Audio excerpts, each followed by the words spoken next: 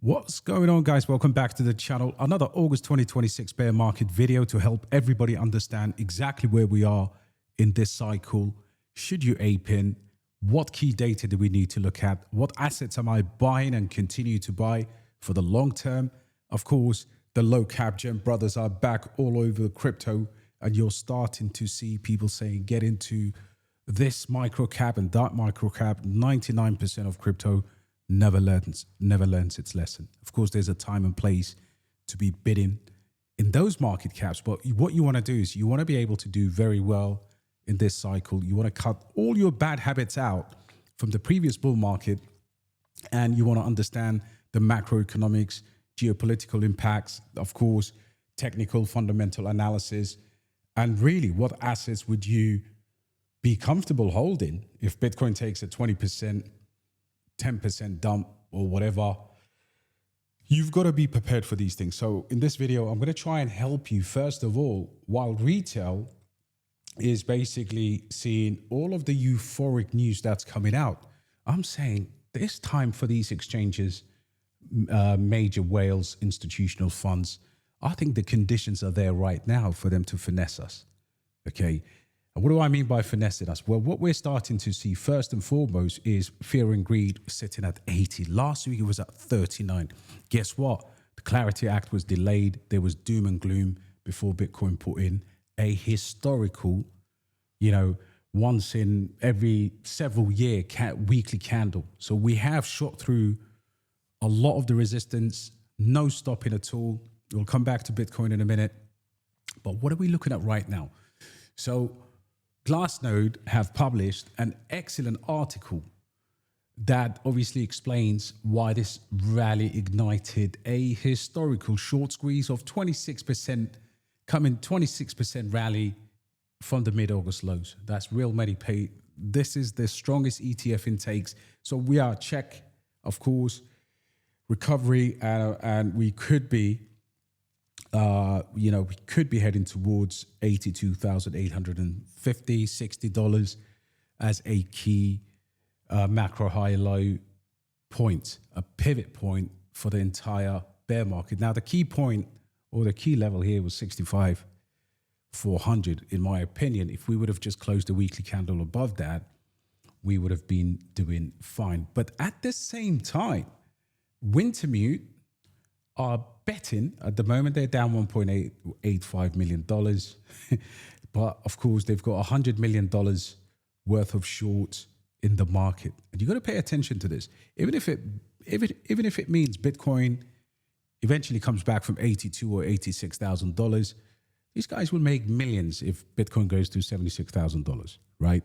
So you gotta look at the warning signs, and you've got to stay actively patient, because there are other factors that are at play right now. So what happens in a midterm year, historically, volatility increases and the gains are smaller. Now, of course, this is data going back all the way to the 1970s and officially. So what you're seeing here, gains are lower, volatility is higher. Gains are lower and volatility is higher in a traditional midterm year. Okay, post midterm year, the gains are significantly higher. So that's where we need to position for. And I'm going to tell you where I'm going with this. So what's driving this, apart from the fact that we've had the short squeeze, what's given a lot of people validation is consecutive ETF flows. Okay. This is large money, whether it's for the Clarity Act and, of course, sell the news, whether the Clarity Act passes and we head into the historical second leg of a recovery and into the depths of the bull market. Technically, we're still not out of the woods. We need to do some retesting. We'll go through the Bitcoin chart again in a minute. But what you're seeing here is we've just had really the most flat period of ETF outflow, inflows. So these were negative outflows throughout the month of July, of course, going back to June, and you can go back throughout the year. But we have had significant spikes of spot ETF flows at various times. So January we had a little pump. Then, of course, all the outflows happen. And then in this period between February to the end of March, we had significant increases. Then we've had bits here, of course, inflows, outflows, but relatively decent inflows. And then we had this massive spike here back in April. So we had consecutive days of huge, $400 million plus ETF flows. That's when things started to really, really look bad. And we had all of these outflows. I'm hoping we peak above, because every time historically, recently in a bear market, every time we've come here, we basically go back down. We don't really have sustained moves up like we did at the top of the market. You can see here the daily inflows for BTC, total inflows were close to $1 billion on a daily basis back in October, just before the crash. Okay, so that's when they were selling at the top, and over here, of course, the price recovery, and we are still just continuing to that recovery. But you can see here, this is pretty much sustained off the back of the news of what Trump said. So midterm year, remember, volatility is higher, stock market gains are smaller. Remember, the largest market makers in the world are technically short now. And of course, all being up underwater, but you're talking about $100 million positions on perps, and they're short in the market. But it's not all doom and gloom. The reason why I'm saying let's not get finessed is because headlines like this, hyperliquid, of course, going into mainland USA, and this has a KYC problem, the path to KYC. So they did an upgrade, and of course, people are saying right now, hyperliquid as a product, they did an upgrade called HIP3, and this made it compliant. So a key concern is permission access would require replicating the existing market. So there are structural issues here. So there is a massive debate about KYC requirements on hyperliquid, but you're starting to see President Trump, of course, back the protocol. So what am I seeing here? I'm seeing fear and greed at 80. I'm telling you that, be careful when others get greedy. Historically, that's when market reverses. And what you're seeing here is, if you look at historical, so we talk about the AI bubble, which is what people think is going to crash. But in my lifetime, I remember the dot-com bubble. And I particularly remember the 2007 financial crisis.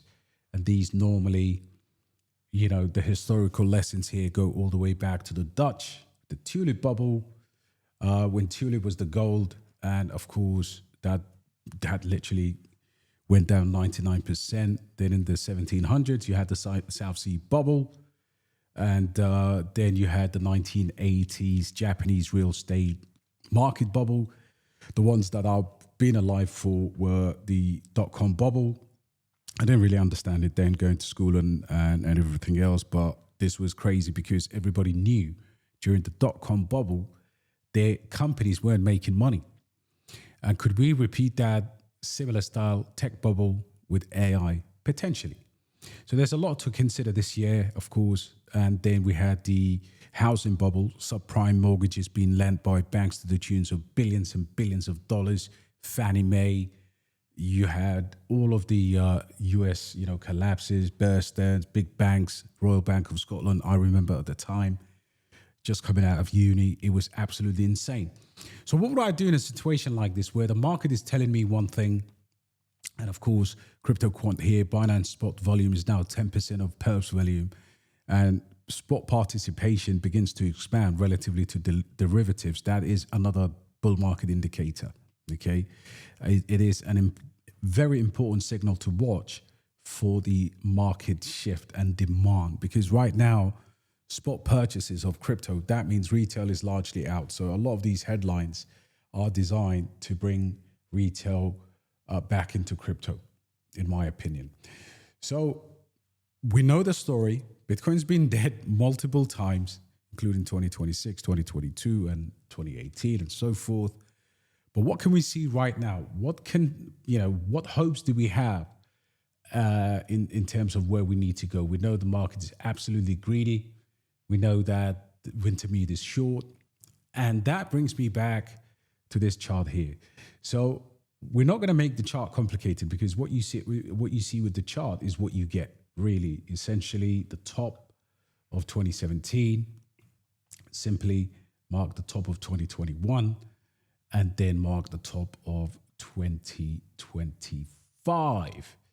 We've got three bull markets with various different pullback levels. So if we look at the first bull market here, going back to 2017, what you can see from the top to the bottom here took about a year. And at that time, Bitcoin dropped about 85 to 83%. Then we had 2021 from 69,000 to the bottom here. Exactly, that was the recovery candle. Pretty much, 300 odd days, just over 365 days. And we had a 70+% correction. If we look at this one, what we have is 2025 top, and we went as low as, if we look at just before that recovery candle, we're still way short. We're about 294 days. So that means around the 9th of October, we should really see the traditional 365 days plus bear market. And this is around 53%. So even though from top to bottom, we only dropped about 53%. If I measure that again, you will see top to the low here, to this candle, what we see is exactly, we have about 55%, all right? Even if you say 57%, doesn't really matter, but we still have another until 48 days, 48 days to reach the bottom. So was this the bottom? That's the big question. And what do we need to do right now with assets? So this is what I think, all right? We have an inverse head and shoulders, okay, very bullish. We have a massive support here for Bitcoin at $69,000, which is the previous all-time high, okay? If I just move this slightly, the wick. So we have 69,000 as support, and we have this area where we've got this W shape with a resistance that got rejected from here. But it's more important to understand, if you look at this rejection, right? This is the key level that we need to break above. And of course, that will take us to $83,000, taking us slightly above 82,860. There are a number of things that could happen here. You switch to the lower time frames, of course, you start to see bullish divergences on the RSI, and you start to see the target to the upside, the all-time high. What we need to do, there are two distinctive outcomes, okay?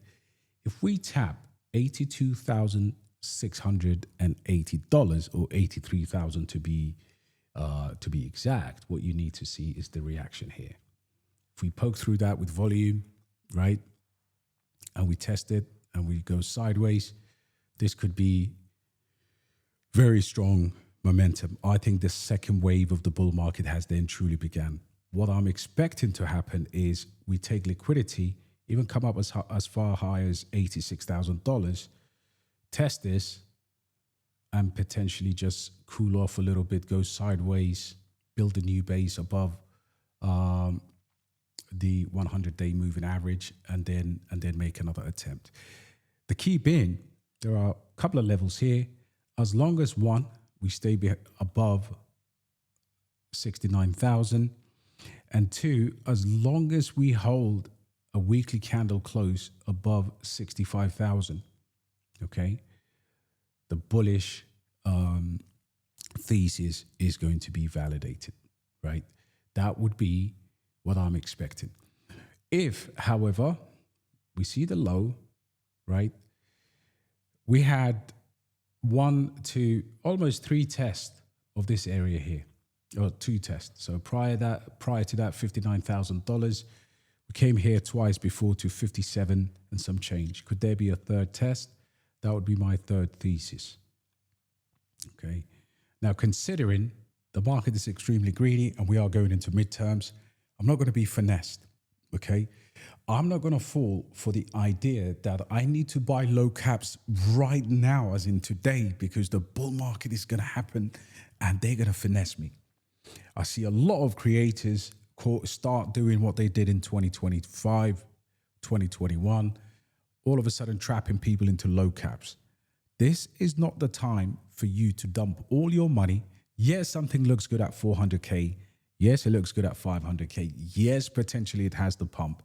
But if you're not buying assets, right, in a time when we have a significant macro risks, of course, we've got millions and millions, 40 plus million tokens on chain. So here's what I would do. I would buy my first token, whether it be kaspa, tau, sui, right? I need to build a core portfolio that I could 10x. So the first thing I would do, I would continue to look into bittensor tau. And of course, in no particular order, but 21 million, solving complex AI issues. It publishes its treasury holdings. I know people don't actually know that. And you get rewarded in tau. The complexity of tau rewards get more and more difficult. And every 4 years, it has a halving cycle, okay? The chances are, if this goes from $230 to $150, I don't care. I can dollar cost average. If you've been buying like we have at $157, then the chances are you'll just wait for a dip. Otherwise, you just chill. Leave your portfolio alone. They are going to get people to FOMO into small caps and do that, all of that shit again. You don't want to go through that because tau, in terms of, I don't want to go into the technicalities of it, but I have a theory that decentralized AI is going to be king. And the reason why is because I see the AI bubble. I've just shown you that potentially there could be an AI bubble. Okay. They're saying Fannie Mae, Freddie Madoff, Bear Stearns, none of that. This is not pets.com or all of the other companies that went down. Ask Jeeves, the bigger than Google before the dot-com bubble. No, this is the AI crash. And in my opinion, if the AI bubble happens, the chances are decentralized AI will be king again. So rather than listening to people telling you, hey, go get the shit coins, get something with a little bit of, at least, the myth of the market cap is that people tell you if it's not beneath $100 million, you can't make money in it. It's absolute bullshit. Excuse my French, but this is a $2.6 billion valuation through the sum of its all subnets. Okay, so the subnets will double to 200 plus, 250, I believe, from 125 to 250. Each one of these is solving a complex AI computational problem. They solve those and they compete for the rewards. Now, of course, you could go into how those rewards are paid and all of the other complexities, but I'm going to keep it simple. I have no issues in buying bittensor tau. Sui, why do I like Sui? Well, Sui could be or should be at one stage from 3 billion to 100 billion. In my opinion, fully diluted, maybe even 150 billion. Sui is better than a lot of layer ones. And Sui is over, I believe, 85% from its all-time high. I do believe Sui in the long term is fast, scalable, and they've got an event coming up that will be focusing on AI. Okay, this next Sui event is going to be completely on AI. Now, the good thing is here, they've built the Sui stack, specifically Walrus and their storage and all of that. They built that specifically to attract more AI. So I do believe while the ecosystem is performing very well, Navi Protocol up 27%, Magma Finance doing 31%, Walrus up 3%. Shit tokenomics, by the way, but you don't have to buy Walrus. I think the underlying asset here is the way to go. And the reason why people don't actually know about Sui is because they're not using Sui DeFi like me. They're not using the Lightning, USDC Sui transfers that I do. And I think that is going to be fundamentally easier for the Solana maxis to eventually come and do the Sui, to rotate into Sui. So while I do believe that the tokenomics haven't been great in a bull market, they get absorbed. And it is lightning quick. Don't need to have seed phrases. You've got ZK logins. You've got storage and of course decentralized networks of computational power that will come together. If Sui builds more AI projects, which I think they're going to do, I think this is $100 billion coin. And of course, rather than telling you to go and buy, you could buy something, a low cap within an ecosystem, but Casper now has all the bells and whistles to go into a bull market with smart contracts. Completely, again, you make the comparison to Bitcoin and people don't like that, but it is essentially, how long does it take a single block on Bitcoin to move? 10 minutes? Maybe an hour? Right. So in order to solve that problem, what they did was they built the likes of, there's the Lightning Network. So Litecoin right now, I'm looking at the Litecoin market cap. LTC's $3 billion, $3.8 billion. It had an excellent performance. Bitcoin Cash. These were all designed to make Bitcoin usable. But these are legacy projects. Let's be fair. There's no way this is at 4 billion and Casper is sitting around $700 million. It has the trilemma. It's a DAG, directly a cyclic graph, which means that rather than confirmation being blocked, in sequence, this is absolutely, it's completely dynamic and flexible. Okay. Look at this. They haven't even been bothered to update this website. And this was all meant to improve Bitcoin. I do believe Casper is really, really the only project that's, fully decentralized like Bitcoin. It has the speed. And in my opinion, I think this is going to only become more useful as a, what it was intended to do, but build a DeFi ecosystem. That was one of the problems with Casper, in my opinion. Okay, so these assets will not hurt you to buy in a bull market. In a bear market.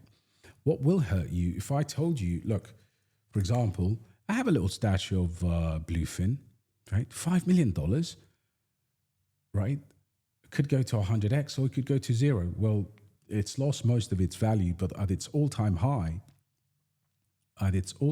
market cap was this launch at $125 million. But look what it's done ever since then. Now, could it come back? Of course. But this is what now creators are telling people, go ape in. This is down 97% or 87% for the year. 21 million in TVL, so it has a TVL. It's a decent exchange. Will it follow Hyperliquid and maybe perhaps Asta?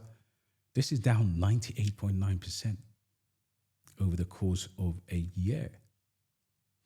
So this is why I have a problem with a lot of people saying go after micro caps, because if you really want to be in crypto in a 4 or 5 year outlook, if you want to retire with crypto, then you need to change your outlook. Now, I'm not saying I've left the low cap gems. This is a gem if it shows me a recovery. But when Sui blows up, $1,000 here could do very well for me. But is it a real priority? Do I analyze this every day and talk about the nuances? I've seen a lot of people talk about, other projects in the market. But what you want to do is anchor your portfolio to quality. All right. So I hope that gives you some kind of an idea on what you should be looking at. It's a long video, but people need it. People need it because right now they are going to get trapped. You're going to get people longing this move here, right? You're going to have people doing all kinds of crazy, unbelievable things. Yes, we had this W formation, which is great. On the weekly, we had a historical candle. That's what made me a bit more bullish than otherwise I would, because this is not a normal candle. You don't see a God candle like this on the weekly that goes straight up to the 200-day moving average, 200-week moving average. And then you see the second candle now establishing some kind of support above the 200-week moving average. You have this inverse head and shoulders. You've got this W formation, all bullish. You've got a record inflows that are coming into crypto. There you go. But any of these things can reverse. So they are going to start finessing people, in my opinion. What I'm doing is being very defensive here. If I have some shitcoins that did astronomically well, may start just focusing on the portfolio again. It may start rotating into a bit more cash and then buying any dip. And if there is no dip, which I doubt there would be, if Bitcoin comes to the level that I want, these altcoins, you know, let's say we get a 5-10% move down. Okay. So we come from here and we come up to $69,000. That's 11% on Bitcoin. What do you think the altcoins are going to do?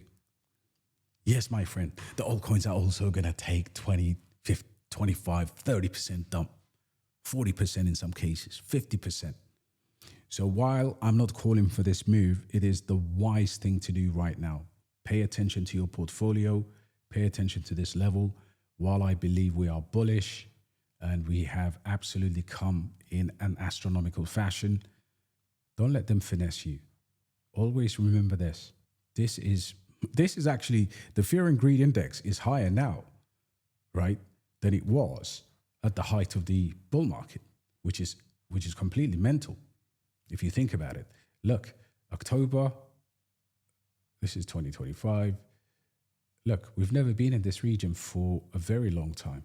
Let me just show you what I mean. October 2025, where are you? October 2025, January 26. Look, I kid you not. The fear and greed index right now is higher than it was when Bitcoin was 123,000, 126,000. It's insane. Look where it is right now. Look where it is. I'm not making this up. This is all on chain. It's factual. It's in front of you. Look, that's insane. The fear and greed index at Bitcoin all-time high was 57. Over here, we're busting 80. Not financial advice. Smash a like, of course, as always. Long video, but you need it, man. You need it. You need to get a slap. You need to wake the hell up. Join the community. It's only $9 a month. We've got great people there. Smash a like and I'll catch you on the next one. That's a lot of alpha right there. Take care.